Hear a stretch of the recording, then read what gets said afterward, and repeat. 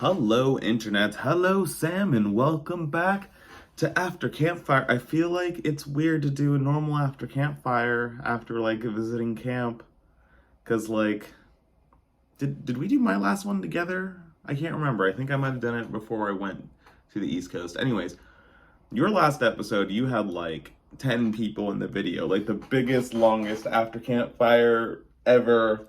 Which is funny because it was a during campfire, after campfire, but kind of not because you were only like temporarily visiting and working. But that video was such a feels trip. That was a lot.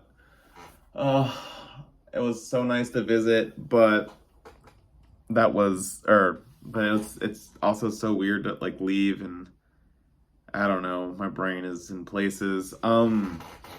Yeah. Quick Henry's Diary of How to Adult. This past like week and a half, or like 2 weeks since my last video, it's a little bit rough because like after visiting camp, I got sick while at camp, and I was sick for like 10 days. That was rough.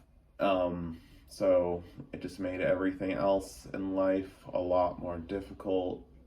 So I've been a little exhausted and stressed out about stuff, so that's fun.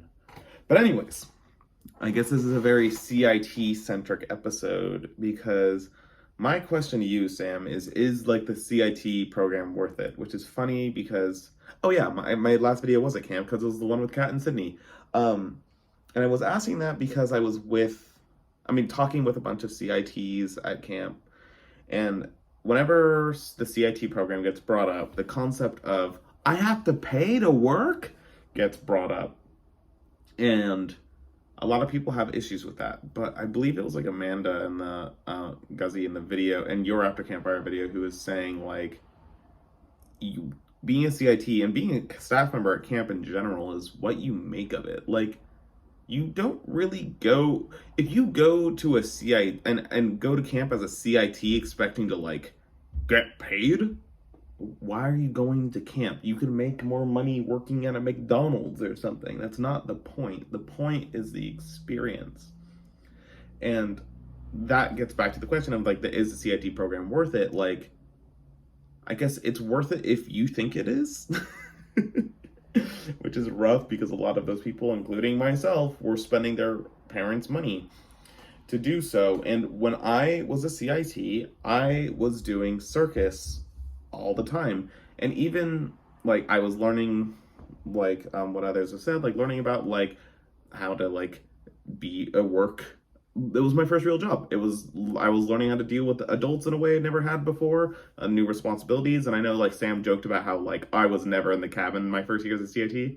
Hey, I went to my cabin during rest period. I just was mostly reading Death Note at the time and telling my kids they could not look at what I was reading because it was too mature for them. Yeah, my first year CIT year, I wasn't great, but I was better than you made me out to be, Sam. But, but what I was going to say is, like, even if I was just going to circus for the act of learning more circus is a very expensive hobby. To take certain, like, trapeze classes and stuff could be, like, $40 to $60 per class. So I could, if I am paying to work, if I just do a lot of circus, I'm already earning the experience back. I would be paying more to get that much, like, circus experience at home. But, yeah, I feel like this, like, being a CIT was such a wonderful experience, and I feel like the reason why I asked is because I feel like that experience isn't the same anymore. But from the whole spectrum of people you talked to in that video, it sounds like it's still serving that purpose somewhat. So, good. So I guess it is. And it has brought so many people closer together, which then brings me to your question, Sam, which was just like, what would it have been like if I was never a CIT? Oh boy. And I'm just going to assume at this point, it was a matter of what if I never worked at camp? Like, I did my 8 years as a camper and then I left for good. So one of the ways that the CIT program has changed is that back when me and Sam were CITs, applying to be a CIT was a bigger deal, and more people, like people actually got denied. I didn't expect to get to go back to camp as a CIT. Um, I didn't, I didn't really know, I guess, what it took to be a CIT. I know I did the Big Brother program like at least one time, maybe. I don't even know. I think I did it once. Um, but eighth period was when I was learning how to catch on the trapeze, so I prioritized that, which is funny because, I mean, not funny, but like, it's because if I was going to go back to camp, guess what I was going to do? Work on the trapeze, catch on the trapeze, stuff like that. So because of that, um, I, and because TSNY LA had just opened, I started flying outside of camp. So I think circus wise, I would be in a similar place. Definitely not as advanced and comfortable with as many things as I am now. Like, I couldn't juggle before I was a CIT. I learned how to juggle as a CIT because I was like, I do circus, I have to juggle. Um, so, but I still like worked a trapeze job in college. I wouldn't have gone to like Pip's summer camp in Australia that one winter break. But the biggest thing, obviously, is the friends that I've made as a CIT. And like Sam, like we didn't become friends as CITs, but I know you kept like almost saying it in your last video, but never saying it. But like we weren't close as campers. We were friends, but we weren't close. But then all of my main camper friends that were our age didn't come back when we were CITs. Some of my circus friends did, like Sophia Coe, I think it's just her, as our age group, came back. And there were like a few other ones that I knew, but was never like super close with, like Becca Zedek, Josh Hamill. To be honest, I feel like I was closer to Josh than you as a camper. But then me, you, and Josh were a trio. But anyways, through that, and through being a CIT, we became so much closer and led to like these videos that we've been making for 7 years, 6 years. I don't know. I know we were in college when this started.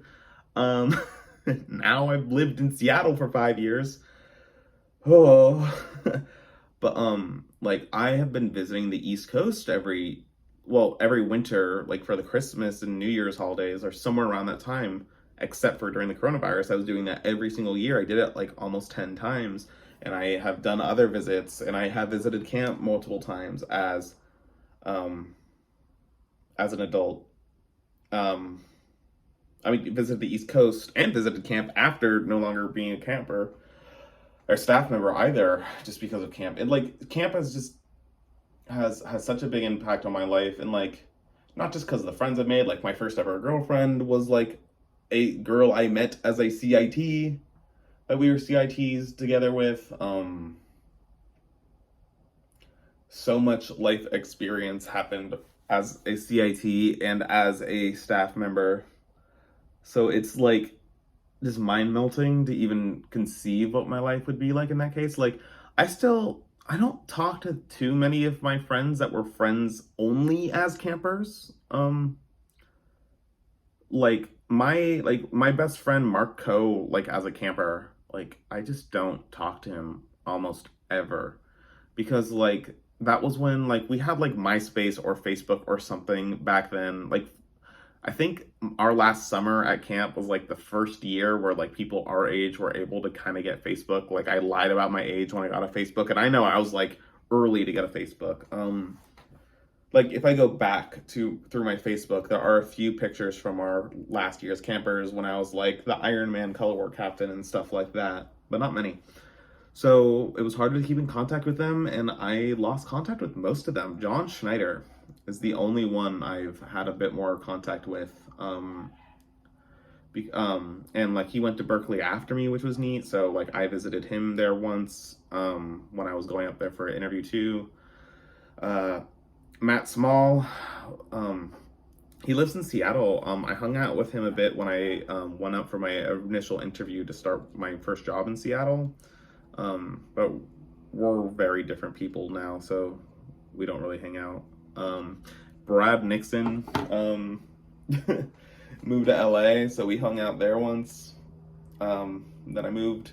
Like, I think my memories of what camp was would be dramatically different as well, because now I don't really even think of how I was as a camper nearly as much as what I think of as a staff member. I think, like, we were just talking about like how Hope Halper, like one of my good friends as a camper, reached out to you to get Lohican shirts because of a bachelorette party with Zoe, and like me, Hope, and Zoe were a bit of a trio my last year as a camper. And to them, that was one of their last summer memories, their last camp memories. When they were third-year seniors, they were at the top. For me, that was like half of my camp experience ago, and most of that was when I was like a child, and I barely remember anything. So I guess like the greater question kind of would just be like, what would I have done instead? And I have no idea. I think it may have led to me indulging in some of my other hobbies that like I kind of wanted to get into and never really pursued. Like animation was one of those things that like I really wanted to get like serious into animation, and I just never did. And maybe if I never went to camp, I would have become big into animation, or like figured out like I want to make video games as my career path a little bit earlier, because I worked on animations or coding games like during my summers, and then I like found my passion there and pursued that. I don't know, if I never became a CIT, I also probably never would have moved up here. Seattle, my life would have been totally different. Maybe I would have never left LA. Maybe I would have come here, but under different circumstances. Maybe I would have moved here faster because I would have done internships over the summers while in college. Maybe I would have moved to the East Coast and I would have a similar camp community, but it would be my old camp people more like Marco. I don't know, man. That is a mind-melting question.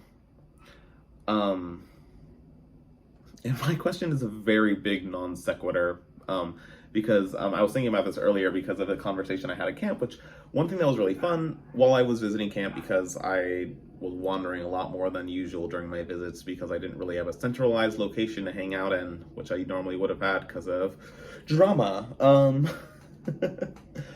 Anyways, I was talking to a bunch of the senior girls while I was like trying to find some people, and we started talking. I found all the weebs. We were talking about anime, and I mentioned that my favorite character in Boku no Hero Academia is Endeavor, and some of the girls were like shocked that I would say such a heinous thing, and they don't know his continued story, but I mean, the anime has covered a lot of it already. It's like he's trying so hard to be a better person, and in the manga, he's still like he does even more. And my question is just, do you believe in the concept of people becoming irredeemable? Do you believe, or what do you think is the limit? Do you think there is a limit at all? I know it's very different in I feel like I could find it, I could easily make the distinction between fictional characters and real characters. I'm like be like, oh yeah, like sure, what they did in this story is horrible, but like that's because it's like an anime where everything is crazy exaggerated. But also, if you know more about Endeavor, what he did is not as horrible as you think he did.